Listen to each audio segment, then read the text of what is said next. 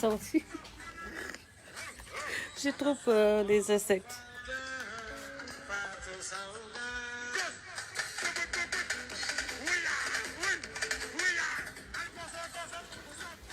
Attendez que je... Madame ci sama bureau comme ça mu am haut-parleur. Salam, salam, salam.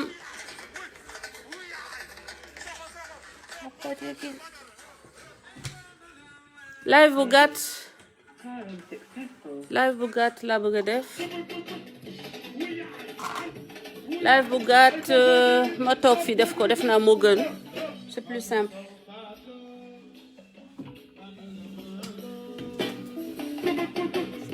Wuyaay. Salam, salam. Mbokki Sénégal namm naa leen Mère Fall sama xarit xool yaay maa ngi lay ziyaare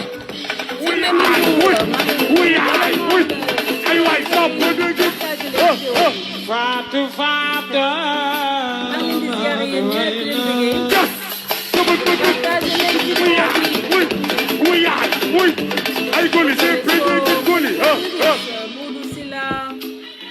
téléphone bi nuyu vraiment namm naa leen ma nuyu leen bu baax a baax Khady Mbacké Wade ziar naa la Ali Gueye Mboup maa ngi lay ziare Ibrahima Genova welcome ziare Perido ma sœur welcome Edmé Etoumé ma chérie ma sœur bokk mbaar Ursuline maa ngi lay ziyaare bu baax a baax sama gars yi di leen nuyu di leen ne partager leen vidéo bi Aïcha Trowaké sama wujju maa ngi lay ziyaare damay wax rapidement ci kaw Ferdinand Coly di def benn opinion sama opinion lay wax ci dossier boobu partager leen vidéo bi Anna Abdou Kaw Jaxate bëggee lune ak welcome Belal Diop welcome merci beaucoup Mam Kane yéen ñëpp bi lay dama leen namm naa leen torop mais situation bi nu mu demee la dañoo nekk ci période boo xam ni la vie politique laaj na ñu toog xoolaat bu baax ba xam comment s'orienter comment gérer nan la ñuy xeexale askanu Sénégal te mu nekk luy contribuer ci jàmm ji yokk jàmm sénégalais yi waay sàppade gi gayel jee waay yow mais gayel yow mais namm naa la lool mais foo nekk système Binta Thiam allez station Touré Masaya Samb welcome Amadou Gueye maa ngi leen di bé oh waa Mexico mais yow je suis à côté Californie ak Mexico ay am nañu fon c'est juste à côté San Diego Dapinto Silva my friend welcome namm naa la Dapinto Silva Binta Thiam waay Papa Ndoye welcome partage leen vidéo bi ku dugg rek na partagé Absa Balago Seck ma puce ma chérie ma génne leen ngalax baa ngi fii Binta dama ko mujjee congelé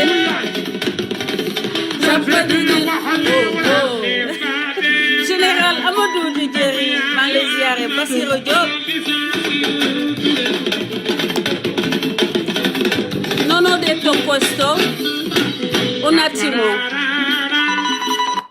Bassirou Diop non ho mai detto che non faccio più diretta ho detto solo che prendo una pausa per pensarci e vedere come orientare la nostra lotta ok? Va bene? Claro? Ok, andiamo avanti. Va bene, Bassirou. Kenn Makumba, maa ngi lay ziare Mamadou Camara, Makumba depuis Veneto. maa ngi nuyu waa Veneto yëpp di leen ziare di leen bëgg bu baax a baax di leen partager leen vidéo bi. waa diaspora, surtout yéen ñi nekk ci diaspora bi, on a le même problème que Ferdinand Coly. Sama wujju Aïcha partager leen vidéo bi sama wujju Aïcha Troa ki maa ngi lay bëggee di bëggee sa jëkkër Trevor ak tous mes enfants maa ngi leen di fon yéen ñëpp Tako si welcome Serigne Silla merci Willy ho fatto in Italia ho fatto penso 6 anni o 7 però sono andato a scuola a imparare l'italiano e questo ho anche imparato il tedesco parlo tedesco su nekk lay dañoo ne xel voilà salam sama mbokk yi Ndeye Sini Ndiaye depuis Paris maa ngi lay ziare Momar Samb depuis le Maroc maa ngi lay béggee di béggee ñëpp ñi nga xam ne ñu ngi Maroc waa Jubanti Maroc ak tous les compatriotes de la diaspora qui sont au niveau du Maroc donc ñoom Mohamed Gaye sama doom baay ñoom tu vois toute l'équipe de Jubanti qui est là-bas maa ngi leen di béggee donc ñoom Moustapha yéen ñëpp Modibo Keita maa ngi lay ziare di la nuyu bu baax a baax Mbaye Diall di nuyu suñu mbokki immigré yi nekk côté Italie di nuyu nekk Espagne yi nekk France surtout Paris Makodou Fall professeur maa ngi lay ziare bu baax a baax di la béggee donc di wax Mohamed Ba est-ce que am nga pouvoir si man tu penses avoir un pouvoir sur moi? Si tu n'as pas de pouvoir sur quelqu'un, arrête de lui dire, arrête de faire ceci ou cela. Parce que tu n'as aucune puissance, aucun pouvoir, aucune capacité de pression sur moi. Et jusqu'à preuve du contraire, je sais de quoi je parle. Ndiaye PAI, bu Abdoulaye Wade, maa ngi lay ziare mon frère, di la nuyu bu baax. Louise Ndiaye, welcome. Babacar Ndiaye, di wax ni sujet bi may wax tey. Normalement dama ci ñëw ci live boo xam ne mooy gën a yaatu bi mais comme on dit souvent sur le show il faut quand même parfois battre le fer pendant qu'il est chaud amaguma courage ak temps toog def ko te dañ ko def live bu am sérieux live buy impacter je l'espère la suite de la manière bi nga xam ne moom la suñu gouvernant yi Anna Ahmed Fall sama jumelle maa ngi lay ziare di la bëggee bu baax ma chérie Barakatou Kane Kvist sa tur bi graaw na maa ngi lay ziare bu baax donc di wax ni dama ñëw tey pour wax ci kaw Ferdinand Coly nekkoon le capitaine des Lions di njëkkee ci personnalité bi nga xam ne moom la ñu xamee Ferdinand Coly ba mu nekkee équipe nationale mu nekk koo xam ne ku ñàkk caaxaan quelqu'un de très sérieux quelqu'un qui n'avait a priori aucun autre intérêt bu dul servir le Sénégal ba muy choisir parce que moom def naa sax France la màggee mu bàyyi équipe nationale française ak ay kii ñëw choisir le Sénégal défendre vaillamment les couleurs du Sénégal mu nekk koo xam ne donc c'est un lion boo xam ni il n'a jamais démérité il n'a jamais hésité à mouiller le maillot mu nekk koo xam ne am na respect wu tous les Sénégalais li ma njëkk a impressionné déjà ci dossier bi mooy comment nos autorités ont pu permettre qu'un dossier comme ça aussi sensible que celui-là puisse traîner di traîner ba une personnalité aussi importante que Ferdinand Coly obligé di dugg dans la presse di lancer un cri de cœur loolu man moo ma njëkk a impressionné parce que defe naa ni dossier boobu ku mu jege ci administration rek da nga ko waroon na diligenter à cause des égards yi nga xam ne tey on le doit à cet homme-là à Ferdinand Coly on lui doit des égards on lui doit du respect on lui doit beaucoup pour service rendu au drapeau national léegi man sama live c'est pour lui dire que vous n'êtes pas un cas isolé Ferdinand vous n'êtes pas un cas isolé il y a des milliers de Sénégalais y compris moi de la diaspora arnaqués par des gens au Sénégal ay ouvriers ay maçons ay man sama cas qui m'a arnaqué il est dans l'APR comme yow Ferdinand celui qui m'a arnaqué et qui a fait que j'avais un projet immobilier boo xam ni tey jii waroon na ma rapporter ay millions et des millions daf ma dégoûté ba waxtuma woon pendant des années waxtuma sax lu jëm ci tabax wala defar wala lenn Sénégal te sénégalais boo xam ne mu ngi APR mu ngi ànd ak docteur boobu nekk sa Thiès sant Ndiaye docteur Ndiaye ci kooku la dem làkku arnaqué ma yónnee ay papier original parce que maa ngi bitim réew mu dem sa après ñu ne sa parole contre la mienne te man samay papier moom moo ko signé décharge ay décharge vous avez compris donc Ferdinand moi je sais ce que tu vis parce que quand j'ai envoyé les autres mes papiers ak signature waa ji reconnaissance ni moom jox naa ko sama xaalis que bu finirez les travaux dama koy compléter xaw ma 250 000 mu dem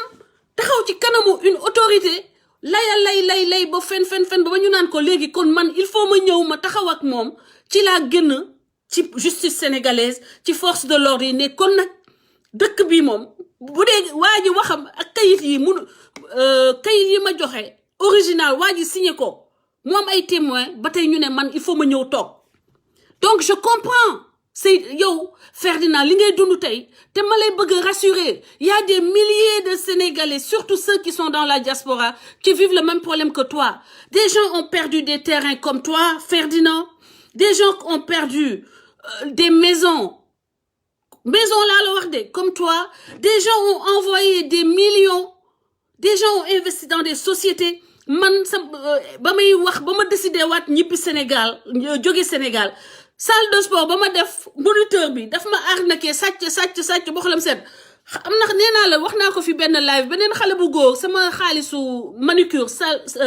salon de beauté manucure pédicure moom la dajale dem mu ngi Italie léegi ok kooku sax mën naa ko baal parce que dem na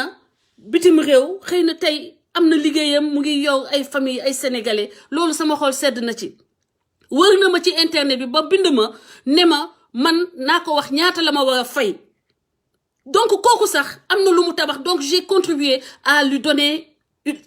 une dignité donc mais yow sa cas c'est assez différent sa cas ki la sàcc mu ngi Sénégal defu ci lenn lu dul noos ndaataatale ak puukare état bi yow daf le devoir assistance dans ce dossier là. On s'est tous fait arnaquer effectivement Marina Maye on s'est sénégalais bu nekk bitim réew te mosuñu la arnaquer amul Ferdinand loolu c'est pas une raison pour renoncer à ta sénégalité à ta nationalité sénégalaise non mënoo ko et tu n'en as pas le droit l'État va lutter et j'espère qu'à partir de ton cri de cœur beaucoup d'autres Sénégalais victimes vont oser sortir afin que les autorités la police ak yeneen ñu def ay mesures spéciales yoo xam ne dañ koy orienter pour la diaspora parce que ñi lay leb bañ la fay ñi lay sàcc parce que yaa ngi bitim réew dafa bëri te dañuy compter sur le fait que xam nañu ni que doo mën a toog Sénégal lu yàgg donc dañuy jouer avec le temps say dossier saa yoo ñëwee affaire bi vu que la police ne collabore pas la justice ne collabore pas assez rapidement avec les immigrés dossier bi day traîner des années sa xaalis naxa saay waa ji yenn saay sax mën na génn àddina ci diggante bi léegi nag coow li mooy c'est à l'État boo amee situation boo xam ni dafa situation boo xam ni dafa particulier il faut que tu trouves des mesures particulières à cette situation la situation de l'arnaque il faut des mesures très sévères et très rapides surtout quand il s'agit quand la victime est quelqu'un qui vit à l'étranger parce que ñoom xam nañu bu baax que doo fa toog mais Ferdinand son cas est particulier et je dis à l'État vous êtes tout le temps en train de demander aux Sénégalais de retourner au pays. Vous êtes tout le temps en train de demander aux Sénégalais de revenir investir au Sénégal. Voilà un exemple concret, un exemple patent. Ferdinand Coly qui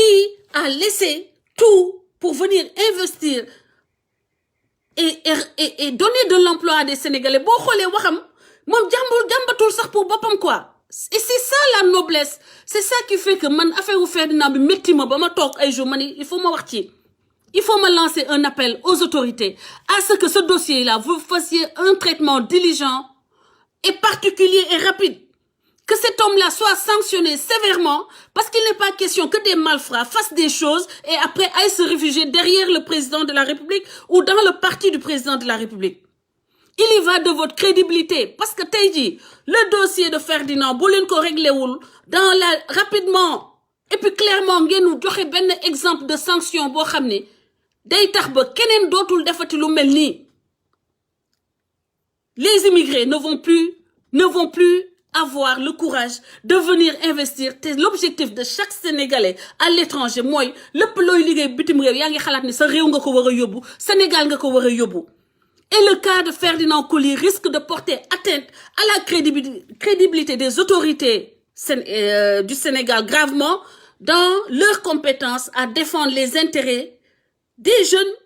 des Sénégalais de la diaspora qui ont envie de revenir investir au pays et donner de l'emploi à leurs compatriotes.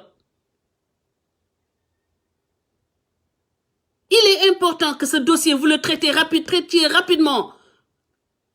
Et vous en avez les moyens. Parce que quand vous avez envie d'enfermer quelqu'un, vous le faites en 4 mouvements, le pot sorti. Déployez l'énergie qu'il faut, l'énergie que vous avez déployée ces dernières années,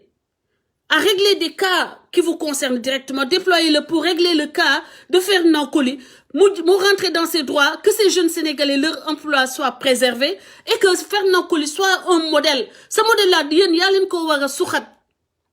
Modèle Ferdinand Coly, il y a un ko wara defar ba nga xamni chaque Sénégalais légui day am espoir pour que mën na jëli bu joggé bitim réew ñëw investir dinañ ko protéger ko alalam dinañu protéger business bi mu ubbi dinañu protéger environnement économique bi muy créer pour que lu melni li dal Ferdinand Coly bañ ko dal mom. Mais si vous laissez passer le message que vous envoyez à la diaspora, aux Sénégalais de l'extérieur et même aux étrangers, parce que Boulen Fatene Ferdinand Coly, c'est un porteur de voix. Il est suivi par la presse française et son dossier sera traité dans les télés françaises et dans des documentaires. Et c'est une mauvaise publicité pour le Sénégal. Du côté des investissements, c'est une très mauvaise publicité. Et c'était aux Sénégalais de régler, c'est au président même. Wanga impliqué au dossier bi. Joxe ay directives, nous régler dossier bi rapidement, que les entreprises concernées soient auditées et que le gars, ses biens soient saisis pour qu'il rende ce qu'il doit à Ferdinand Coly et aux autres. Parce que impunité bi nga xamni mo feñ. Impunité bi nga xamni mo feñ. You know, dans ce dossier, si vous le laissez passer, ça veut dire que c'est un précédent, c'est même pas un précédent, mais c'est quelque chose qui va encourager l'arnaque, qui va décourager l'investissement des Sénégalais de l'extérieur, alors que je pense que c'est un de mes objectifs, le retour au pays et le fait que les Sénégalais s'investissent au Sénégal. Mandal, mbokk yi comme ni mu leen ko waxee woon dama nekk période boo xam ni dama wàññi sama activité damay toog comme seen politique bi dafa nuroog dafa xaw a flou dafa xaw a obscur gisuñu xamuñu fa la ñuy teg suñu tànk ñu toog déglu boo nee tekk woon la yoon wi. Mais le cas de Ferdinand Coly mënuma woon ñàkk dugg mais dinañ ci ñëw ci live bu gën a yaatu suñu mënee inviter d'autres Sénégalais yu ñu arnaqué parce que j'en connais beaucoup. Sénégalais yi ñu arnaqué te ñu dëkk bitim réew bari nañu même amna ben wa PDS bo xamni je me rappelle kërëm xaw nañ ko jël temps yele ba defalon nako ben live. Maintenant pour le cas de Ferdinand Coly, c'est un cas particulier ki nga xamni dafa défendre les couleurs nationales mënon na tok France tranquillement ou en Europe ou dans quelque autre lieu de villégiature en Europe mu dal di tak ay bagages am préféré ñëw Sénégal pour liguey joxe bon exemple ay yeneen centaines de footballeurs mënon suivre cet exemple mënon nek des gens qui vont contribuer à investir au Sénégal hein ñu wara tax ba ben arnaqueur couper cet élan, casser cet élan, briser cet élan, anéantir ce modèle que Ferdinand a voulu faire pour le Sénégal. Je pense que maintenant, ce sont les autorités sénégalaises, en particulier, en premier, le président de la République, qui doit s'investir pour que cette affaire-là soit un succès. Le retour de Ferdinand, ses investissements, la vision qu'il a pour la jeunesse du Sénégal soit benn modèle boo xam ne day créer émulation pour que yeneen joueurs yi bu ñu wàccee bu ñu retraité ñu ñëw alal ba nga xam ne jot nañ ko liggéey bitim réew ñu ñëw investir ko Sénégal ci yeneen ak yeneen projet yoo xam ne similaire à celui de Ferdinand ou bien d'autres que l'État aidera à structurer, à créer, à structurer, à viabiliser. Loolu mooy wax bi loolu tey mooy li nga xam ne moom la état bi ameel doomu Sénégal yépp d'ailleurs au-delà de Ferdinand Coly parce que lii ku Ferdinand Coly def c'est pour tout le Sénégal. Les emplois qu'il a cherché à maintenir dans cette agence c'est des Sénégalais et vous voulez que les enfants restent au Sénégal alors donnez aux enfants les moyens d'avoir des revenus donc ça c'est un modèle. Marie Tavares merci c'est un modèle qu'il faut promouvoir, c'est un modèle qu'il faut encourager, c'est un modèle qu'il faut protéger et c'est votre responsabilité première. Dinañu ñëw ci live boo xam ne dinañu mettre en exergue arnaque yi nga xam ne yépp doomu Sénégal yi nekk bitim réew ñu ngi koy dund ak ñi nga xam ne ñu ngi nekk Sénégal ñu leen di arnaquer te seen ñi leen di sàcc nekk ñoo xam ne ay kàngam lañu ci réew mi mbala dañoo am ay bras longs dem mujjeel mbala dañuy dem làkkatu ci parti président de la République pour que leur forfait soit oublié wala ñu am di yéeg ki wàcc ba nit ki gedd bàyyi leen ak xaalis bi ne bàyyi naa leen ak yàlla loolu moo waratul am mais dama wax ni rek damay insister que le dossier de Ferdinand Coly c'est un dossier qui mérite un traitement diligent et rigoureux de la justice sénégalaise une attention particulière pour l'exemple que ce dossier peut donner par rapport aux autres footballeurs et aux autres sportifs de haut niveau qui pourraient revenir, investir au Sénégal et permettre à ce que des jeunes aient un emploi décent. Et loolu def na priorité la. Donc c'est dans ces jours à venir. Dinañu def live boo xam ne on essaiera. Kenn ku ne kii lay jooyloo waa ku bëggante sa waa. Cheikh Ndoye maa ngi lay bëggee My World Humanity. Pour Macky donc di wax ni que dans les jours à venir maa ngi lancer un appel à travers ce live bi nga xam ne moom lay annoncer live bi ñu war a def sur ce dossier concernant les arnaques qui restent impunies mais surtout visant les gens de la diaspora ñi nga xam ne dañuy sàcc seeni alal sàcc seeni kër sàcc seeni business te du mujj fenn te loolu état bi war ci jóg. Papa Ndiaye maa ngi lay ziyaare bu baax état bi war ci jóg kaawu Ferdinand Coly nag dénk nañ la ko président de la République nga taxaw ci taxawaay boo xam ne dina encourager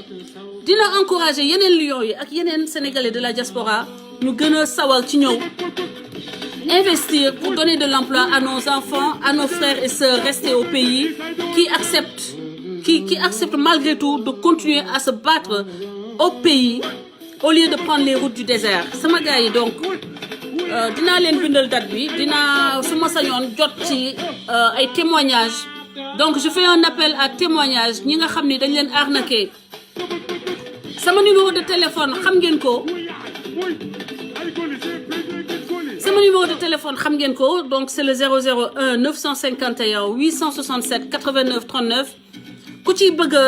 témoigner ci arnaque yu ñu la def ñu def benn spécial arnaque aussi spécial soutien à Ferdinand Coly,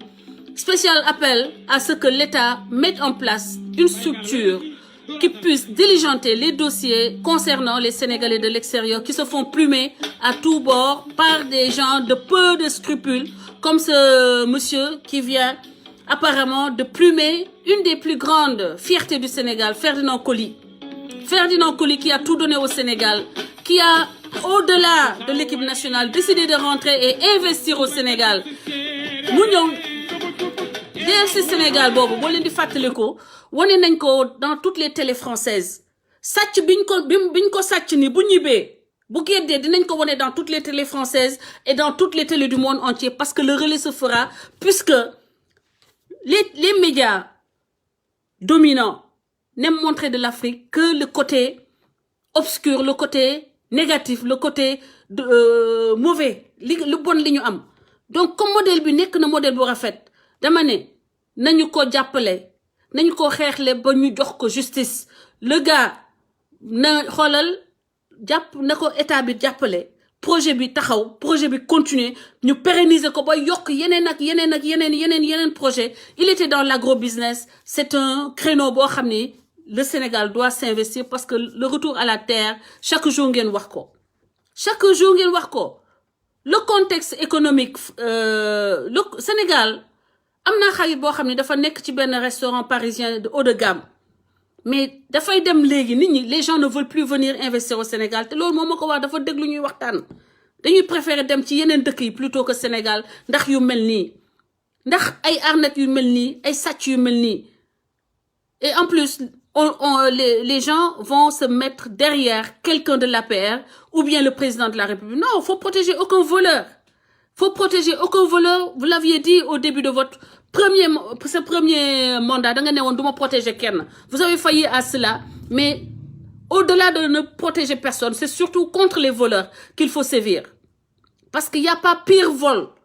que de voler l'espoir. De faire non-colis, mais de ces milliers, de ces centaines de jeunes qui travaillaient dans cette entreprise qui était 100% sénégalaise. Récupérez l'entreprise, rendez justice à Fernand Coly et créer une situation qui permette de préserver les investissements des Sénégalais de la diaspora. Créer le contexte pour que Sénégalais mènent ñibbisi. Parce que nous avons ay millions, tek ko seeni compte, ñemewuñu ko dugal sax Sénégal. ñemetuñu investir Sénégal parce que da ngay jox nit ne ko tabaxal ma kër mu lay won ay photo di dem ak dik nga ñibisi doo fa fekk kër yéeg wàcc mu nul loolu nag je pense que l'État sénégalais avec la justice sénégalaise le président doit donner des instructions pour qu'un contexte particulier des sanctions dures lourdes soient portées à l'encontre de ceux qui font ces arnaques et surtout qui visent les Sénégalais vivant à l'étranger. Donc Chérif Sarr ak ñi door a jël le live en cours maa ngi leen di ziare bu baax a baax di leen wax ni donc c'était pour vous annoncer ce live là ñi am ay dossier arnaque yu mel noonu mun ngeen ñëw participer ci live boobu au-delà de dénoncer ñu continuer donc encourager l'État à prendre en charge ce problème qui est un frein véritablement à l'essor de l'investissement étrangers, à l'essor de l'investissement des ressortissants du Sénégal établis dans la diaspora. Si on sécurise leurs investissements, je pense que ça pourra, apporter un grand souffle. Ce sera une contribution de taille à l'économie sénégalaise et au secteur des petites et moyennes entreprises. Donc sama gars yi di leen béggee di leen ne partager leen vidéo bi pour que képp ku bëgg a témoigner nga pare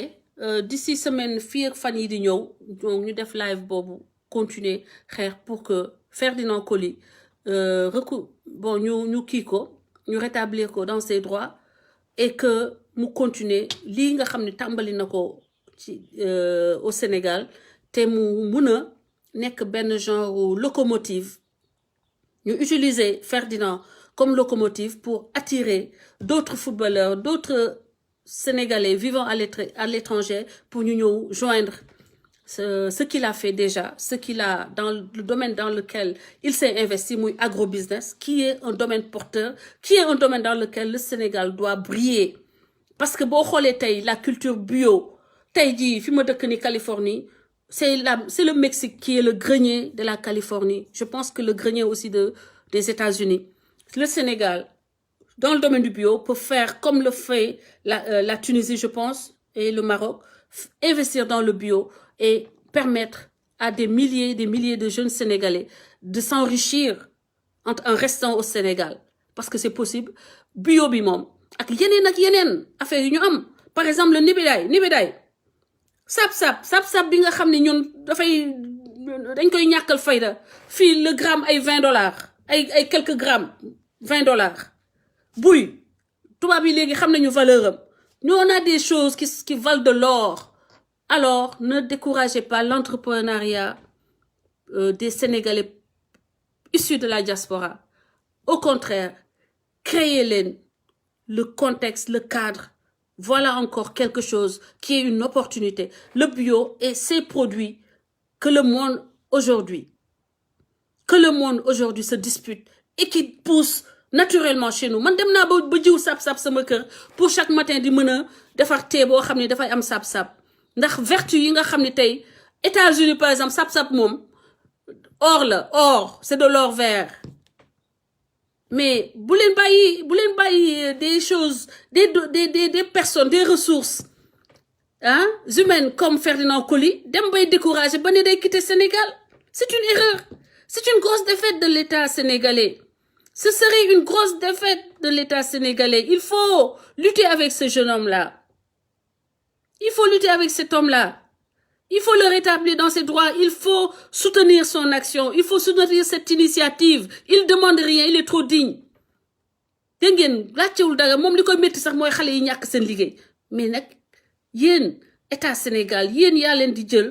en pleine conscience yéen yaa leen di jël seen responsabilité c'est ça votre rôle.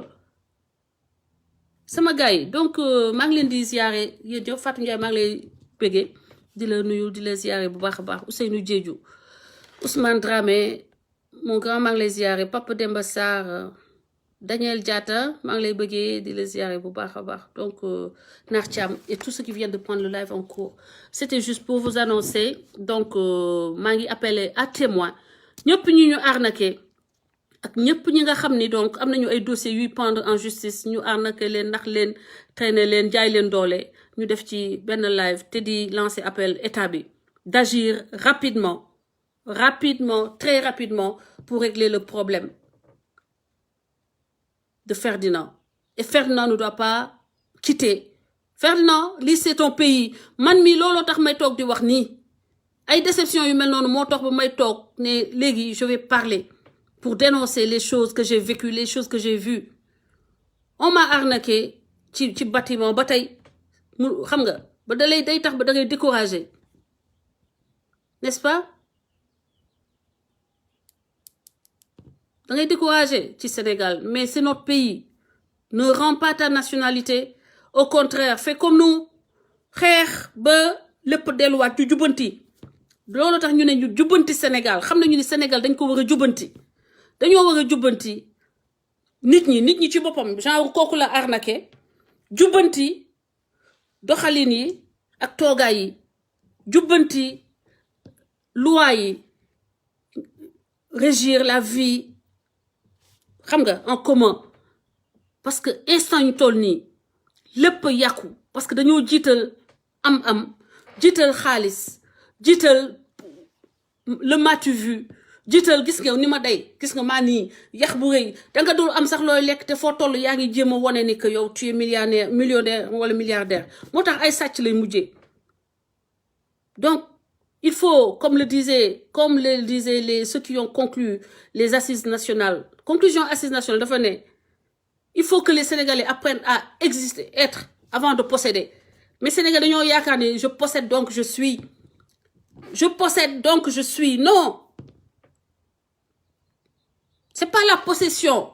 c'est pas les milliards qui déterminent la valeur u nit ki du milliards yi mu yor du millions yi mu yor du oto yu rafet yi mu yor moo koy déterminer non da ngay gis ku yor ay milliards te duma ko na man de en tout cas ci sama cadre de valeur sama échelle de valeur c'est pas les milliards qui déterminent man respect bi ma lay jox mais c'est ta force de caractère c'est ton caractère ta dignité ni ngay traiter ñi nekk ci suuf en dessous de toi sa wax dëgg sa dëggu man loolooy tax ma respecte nit gëm nit te il faut ñu delloo Sénégal ci valeur yooyu parce que sàcc bi nga gis ni li ñu def Ferdinand ka ko def boo demee dem na joxe ay xaalis ngénte dem na jëndal jabaram ay ceenu or pour que ñu won ni jabaru monsieur Samba moom macha allah namul dara te fekk dara xaalis alalu doomu jàmbur ñàkk doomu jàmbur la dem jël. Moi je suis Ferdinand Coly et je sens ta douleur. Je sens ton dégoût, je sens ton dépit, mais tu dois pas lâcher. Tu es un sportif. Un sportif ne démissionne jamais. Un sportif doit démissionner. Un sportif ne démissionne pas. Un lion ne jette jamais, ne s'avoue jamais battu. Konaté Sopp Idi, ma sœur de valeur maa ngi lay ziyaare bu baax a baax di la béggee Lamine Sané maa ngi leen di nuyu Victorine ma puce Victorine maa ngi lay ziyaare bu baax a baax di la béggee bindal sa salon bindal yow moom maa kii bindal salon bi gars yi dem moo may defal ay perruque yu rafet ku bëgg perruque yu rafet rek demal mu defal la ko rapidement bien fait et à des prix véritablement cheveux naturels yu rafet naturel et puis bien cousu lii may wax ni tey ci kaw Ferdinand ñeneen ak ñeneen an ko dund ay milliers de Sénégalais pour ne pas dire des millions de Sénégalais tey bëgg nañu ñibbi Sénégal jël seen xaalis investir ko mais dañu doon sax ñeme parce que justement yu mel nii moom lañ leen di def ba ñu décourager takkaat seeni bagage ñibbi si waat donc premier chantier yi nga xam ni tey jii parce que je pense que le président Macky Sall actuellement ci chantier jubbanti la dugg dafa mel ni jubbanti bi nga xam ne bëggoon na koo def 2012 mu ngi ciy waat parce que ba mu duggee premier jour ba mu waxee son discours 2012 man gëm naa ni li mu doon wax gëmoon na ko mais erreur greedy li ñuy wax cupidité bëgg am deuxième mandat dugal ko ci topp les vieilles méthodes mais les vieilles méthodes là ont atteint leur limite depuis loolu moo tax yow ñu fal la 2012 li tax ñu fal la c'est parce que leurs vieilles méthodes ont été démystifiées et vomies par le peuple maintenant élection yi won na la que le peuple n'est plus kenn jëndatu ko kenn mënatu ñoo jënd kenn mënatu ñoo museler parce que la presse bi nga xam ni danga koy museler y a les réseaux sociaux qui nous permettent de contourner la presse sénégalaise te yàlla lépp lu mu def xam na lu tax mu koy def am na ay sénégalais yoo xam ni dinañu accepter aller au-delà de leur timidité de leur nu mu tudd inhibition pour taxaw wax ak sénégalais yi lii nga xam ni mooy réalité bi informer leen parce que chaque fois qu'on a touché à la liberté de presse on a touché à la démocratie chaque fois qu'on a diminué la force des journalistes on a diminué la force de la République parce que démocratie naxasaay na fa chaque fois que un journaliste a accepté de se faire corrompre te fii sax soxlawul président bi di daw di wuti journaliste mu corrompre journaliste ñoo nekk ñoo ngi nii on est prêt on est là dommage c'est toujours cette culture du ventre posséder je possède donc je suis yor naa donc j'existe non loolu la ñu war a lutter ñun ñëpp à commencer par man yor naa donc j'existe non c'est tes valeurs ta force ta personnalité tes qualités de caractère encore une fois la place du sport dans l'éducation même dans ta propre famille ma chérie ma jumelle Rokhaya même dans ta propre famille on te fait de ces choses parce que on t'arnaque dañu la Sénégal yow da ngay nekk ci réew moo xam ni koo taxaw di wax ak moom yaa ngi xool fan la mu ngi lay xam nga ni mu ngi lay teg deal yaa ngi xool fan la deal bi nekk doo marto bi fan la nekk à chaque instant ngay wax ni ki ngi wax yaa ngi xalaat yow pendant que muy wax ak yow yaa ngi def gymnastique intellectuelle pour xam fan la dóor bi nekk mais dans un pays comme ça il convient à ce que l'État maintenant trouve les moyens de contourner ces traits de caractère qui sont inhérents quelque part à notre culture nee naa la dëkk boo gis rek dafa war a créer cadre un contexte juridique boo xam ne day jël en charge réalité yi nga xam ne ñun moom la ñu am dañoo copier tubaab bi mais ñu copier tubaab bi bu ñu mënee jël suñu constitution bu ñu xëyee président bi ne léegi premier ministre dootul amati defal leen ma constitution boo xam ne premier ministre du amati mais war na mën a def ay loi yoo xam ni ku arnaqué ñu tëj la 20 ans travaux forcés quand l'arnaque est établie 20 ans travaux forcés wala nga rembourser tout de suite def leen ko xool ku sàcc comme lii ñu def Ferdinand bu établir les faits te bii moom xam naa ni Ferdinand il a sorti des papiers on établit les faits bu fekkee da ngaa arnaqué à hauteur de 40 millions chaque million rek année de prison chaque million boo arnaqué doomu aadama année de prison mais def leen ko xool def leen une loi spéciale ko arnaqué doomu sénégalais at boo ko kii atu travaux forcés la ngeen xool atu travaux forcés chaque million arnaqué une année équivaut à une année de travaux forcés def leen une loi spéciale billaahi sàcc yëpp la ñu réglé ku ñu yóbbu 5 ans nga sàcc 5 millions ñu yóbbu la 5 ans travaux forcés yóbbu la ci naaj bi ngay yenu ay ngay nettoyer mbedd yi say nawle di la romb ngay nettoyer te da ngeen koy yóbbu koñ ba mu dëkk non man buñ ma joxoon am na yenn affaire yoo xam ne buñ ma ko dénkee Sénégal te may ma jox ma dina normal chaque année une année de prison ñu yóbbu la sa koñ fa nga dëkk fa sa naw lay nekk ngay bale mbedd bi ñu lay gis ngay yenu ay mbalit di ko sotti ci oto mbalit ba di romb ñëpp ñu lay gis mais faites ça vous allez voir comment ça va dissuader faites-le ngeen xool parce que amul benn ñun on est un pays religieux catholique musulman chrétien musulman après on continue comme ça à voler que partout où tu vas on te dit les Sénégalais c'est des voleurs te doo ko mën a weddi les Sénégalais c'est des voleurs mais il faut que ça cesse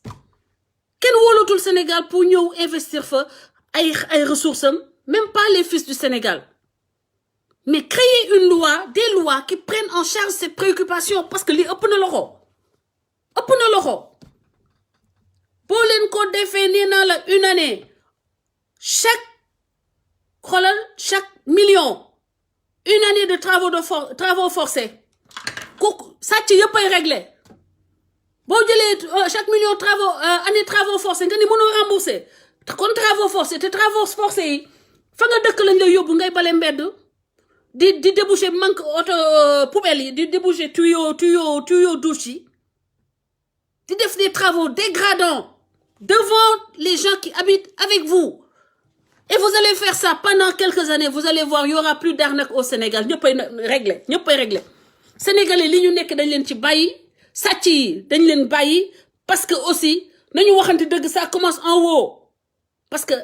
détournement c'est un vol c'est arnaque la da nga arnaqué au benn nit mais peuple entier nga arnaqué mais il est un temps que le président de la République lui-même siffle la fin de la récréation. On fait des lois pour changer la constitution, pour que le président puisse avoir un deuxième mandat, pour que le président puisse gagner des élections comme il le veut. Faites des lois. Faisons des lois pour arrêter cette culture du vol, de l'arnaque. Non, gars yi damay wax sérieusement de reetaanuma de li may wax nii billaahi su ma amoon le pouvoir man su ma nekkoon président de la République du Sénégal arnaque bi lay njëkk a régler te dama koy régler en créant des lois loi bi ma leen wax nii ku arnaqué 1 million boo arnaqué danga koy rembourser teg ci intérêt parce que temps bi nga jël xaalisu jàmbur bi di ci liggéey am na intérêt ñu calculer les intérêts nga fay ko mën nga ko fay xaywul mën nga ko fay chaque million une année de travaux forcés en prison chaque million une année de travaux forcés en prison travaux forcés yi on va de préférence te les faire dans ta zone de résidence pour donner l'exemple sa waa koñ di romb ngay bale mbedd bi di déboucher tuyau manque day oto manque day bu ñuy liggéey yow la ñuy woo yaa leen di jàppale bu amul oto manque day yow nga déboucher les tuyaux boo paree ñu dugalaat la ci oto bi nga dellu en prison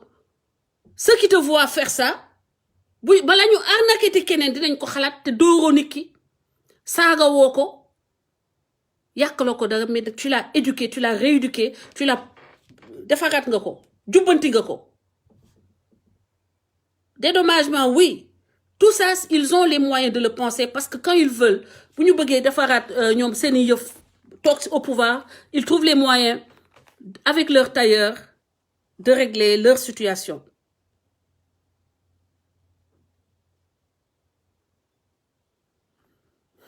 Mais tu sais, tout est question de volonté politique. Tout est question de volonté politique. Mon frère, maa ngi lay nuyu Mamadou El Hadj Daf maa ngi lay nuyu bu baax a baax parce que tas yaakaar bi nekk Sénégal ci boppam moo ëpp ëpp na et il est temps qu'on mette fin à cette épidémie bi. Donc sama gars yi, si vous avez un dossier comme ça, maa ngi préparer donc un spécial live sur ces arnaques, sur le cas de Ferdinand, et j'espère même que balaa may def live bi dina fekk ñu poster dans la presse que le problème est réglé. Man c'est ça mon souhait. Souvent su ma defee alerte yu mel nii balaa ma pare sax dina fekk am na solution, réglé nañ ko. J'espère que cette fois-ci ça va être le cas parce que lu may wax teguma ko ci politique, teguma ko ci parparloo, mais ci intérêt Sénégal ak ci dëgg laa koy teg. Monsieur le Président, le cas de Ferdinand est un cas qui vous interpelle directement parce qu'il vous permettra de créer un contexte pour que d'autres fils de ce pays viennent investir et sachent que leurs biens seront en sécurité, qu'il y a un contexte juridique et un dispositif prêt à les accompagner et à les protéger des prédateurs qui sont en masse au Sénégal, y compris ce monsieur Samb. Parce que Seydina, qui nous tudd, Ferdinand a donné à des papiers clairs. Il a démontré de par le passé sa dignité. Il a démontré son sens du travail. Il a démontré son amour de la vérité et du travail. Parce qu'il aurait pu, après sa retraite, se la couler tranquillement en France. Il ne l'a pas fait. Il est venu au Sénégal. Il a investi dans l'agrobusiness, un secteur qui montre une vision qui devrait être la vôtre, que vous devriez soutenir, encourager et promouvoir. Vous voulez que les Sénégalais de l'extérieur reviennent au Sénégal, investissent au Sénégal, créent de l'emploi au Sénégal. Vous avez là l'occasion, avec le cas de Ferdinand Coly, de donner un message très clair aux investisseurs et de donner un message très clair aux voleurs. Parce que doomu sénégalais yi nga xam ni dañuy ñëw dugal seen xaalis Sénégal même bu fekkee ni kër lañ doon tabax mbala terrain la ñuy jënd ay nit ñëw door leen marto arnaqué leen jël seen alal ba tey yaa ngi créer climat de suspicion boo xam ni c'est pas favorable à l'investissement des Sénégalais de la diaspora au pays. Bocar Samba Dièye, le cas de Bocar Samba Dièye, dégg naa ñu koy wax mais amuma les éléments. Bu fekkee ni en tout cas live bi ñuy war a def bi may annoncé nii képp ko am dossier nga bëgg ma wax ci yónnee ma ko inbox, yónnee ma say information inbox le jour du live ma jël la nga wax liñ la def arnaque bi ak à quel niveau ça bloque parce qu'il est temps que l'État prenne en charge cette épidémie qu'est l'arnaque. Cette arnaque dont sont victimes surtout les émigrés parce que souvent dañuy xam ni que dañu toog au pays wala dañuy nekk ñoo xam ni dañoo xaw a am déphasage par rapport aux réalités sociales du Sénégal et donc les arnaqueurs en profitent souvent pour les dépouiller du fruit de leur labeur. Manila, le cas de Ferdinand dafa war a nekk benn virage boo xam ne fii la ñuy jógee loolu dootul amati et c'est un appel que je lance dès à présent avant que xam naa ni émission bi on va faire ça je pense que on va faire ça le samedi prochain parce que su may waaj du ma ko def donc samedi prochain 20h GMT je vais essayer donc je ferai tout pour être là ñu def dossier boobu spécial immigré et puis que vraiment vous parliez à l'état bi taxawul leen parce que man ñi may contacter di ma wax c'est li ñu leen sàccal bari na de conteneur man gis naa koo xam ne un certain Mbeng bu fekkee yaa ngi may dégg il faut me faire signe ce dossier ñu indi ko samedi prochain donc samedi prochain à 20h donc nous ferons un live te inchallah venez lancer un appel au président de la République parce qu'il suit les réseaux sociaux. Il est très, très réseaux sociaux. Bon, nama yalla bal ay écho la ci am parce que dëkkuma ak mom xamuma ko waxuma ak mom. Donc mais li ma dégg mooy il est très réseaux sociaux donc il sait ce qui se passe. Donc boo leen bëggee jàllale seen message, seen cri de cœur, signalez-le, montrez votre désarroi parce que je sais que j'ai beaucoup de messages des gens qu'on a arnaqués Et je ne peux pas faire des lives individuels pour chaque personne, mais si on fait ce live-là, ce sera pour mettre devant, non, li ma wax bañ naa ko ba seetal naa sama digganteeg sama borom Pastef man dëgg rek laay dox ci dëgg laay dox nee naa dama dégg parce que musuma ko jege voilà donc c'était ça mon cri de ma sortie d'aujourd'hui. Appel à témoins,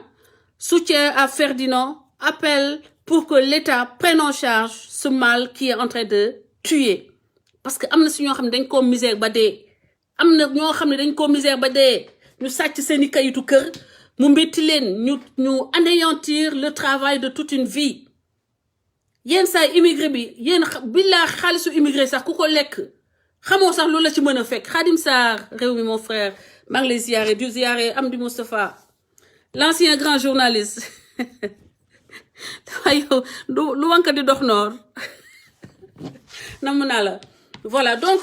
ce dossier là je voudrais qu'on samedi prochain ñu def ko samedi prochain 20h GMT inchallah 20h GMT tous ceux qui ont des dossiers yu mel ni bosu Seydina Koli Ferdinand lu tax ma naan ko Seydina Ferdinand Koli ñu présent ñu manifester wu ñu mën a traiter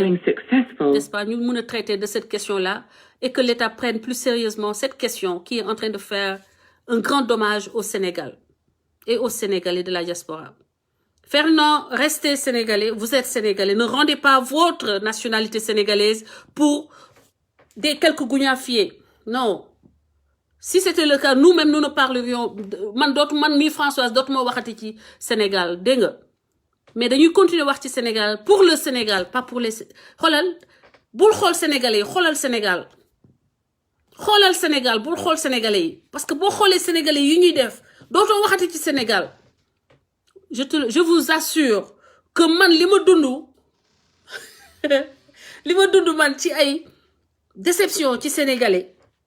Bu doon loolu dootuma toog sax di wax loo xam ne day njëriñ Sénégalais. Mais on le fait pour le Sénégal, pas pour les individus que vous rencontrez sur votre route et qui vous font ce genre de coup bas, quoi. Hu Macky.